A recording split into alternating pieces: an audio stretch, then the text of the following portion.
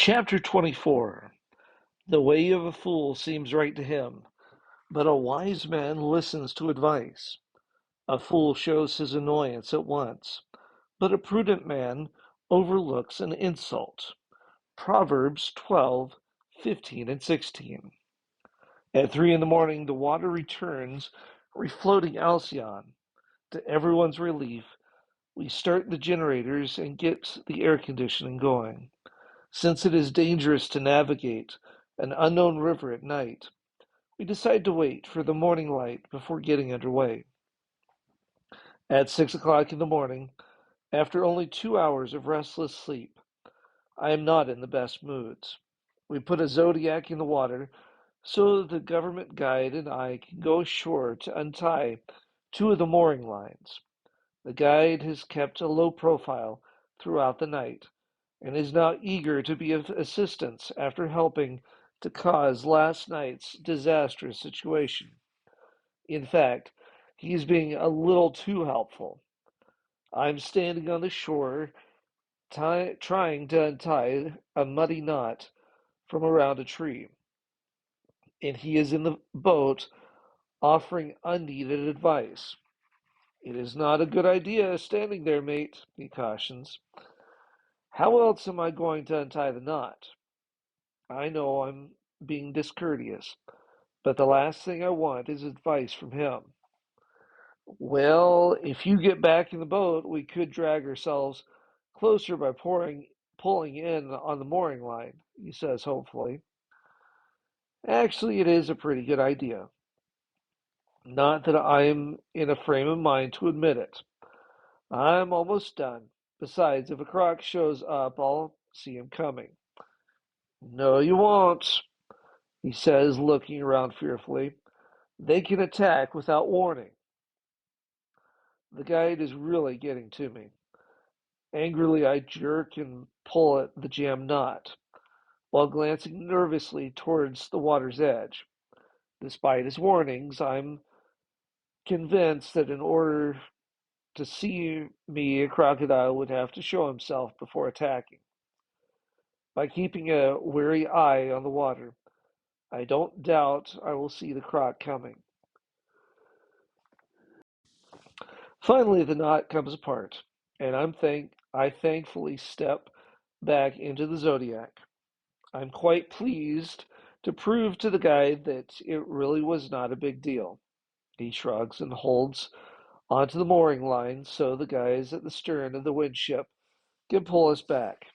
Soon we are underway and thankfully heading back down the river.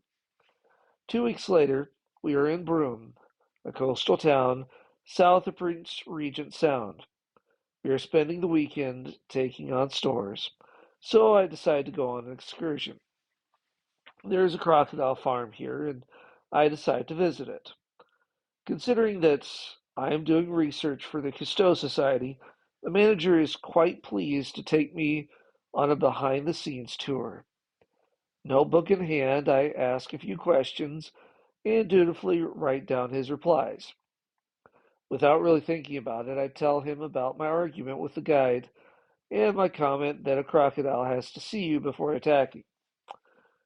Tell you what, mate, comes his cheerful reply. Go grab that bucket over there and I'll show you something. The bucket in question is lying beside a chain link fence. On the other side of the fence is an apparently empty crocodile pen with a pool of muddy water.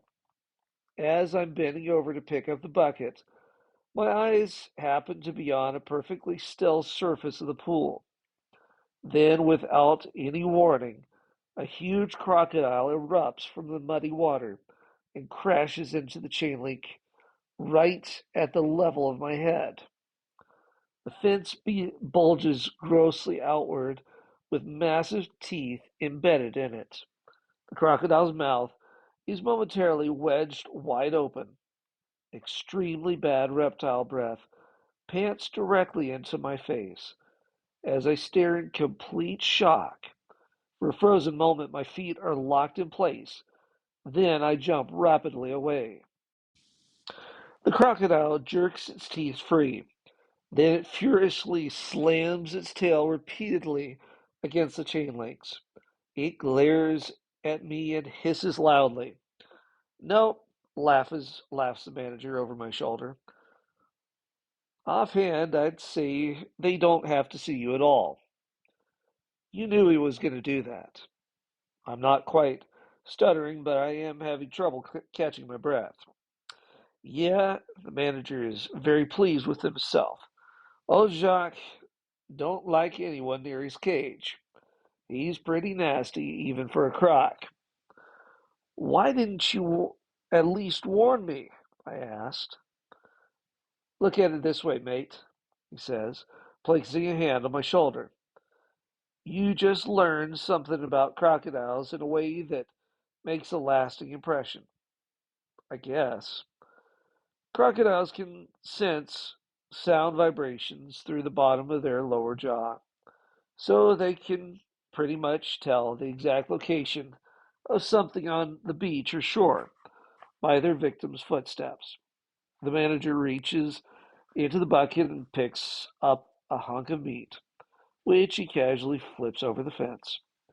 The meat barely hits the ground when Jacques erupts from the water, snags the meat, and drags it back below the muddy surface.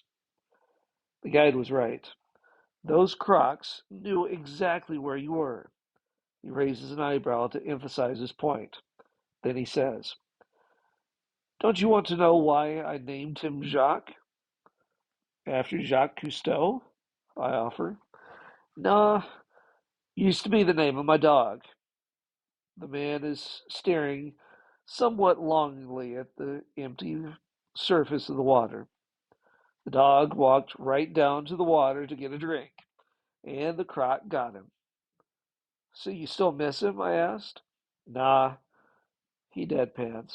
The butt wasn't very bright. I leave the crocodile park a little bit wiser and not just about crocodiles. I realized how foolish I had been. Because of my anger, I wouldn't listen to someone who knew more about a subject than I did. I could have lost. It could have lost me in my life.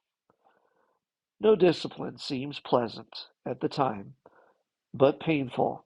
Later on, however, it produces a harvest of righteousness and peace for those who have been trained by it. Hebrews 12:11.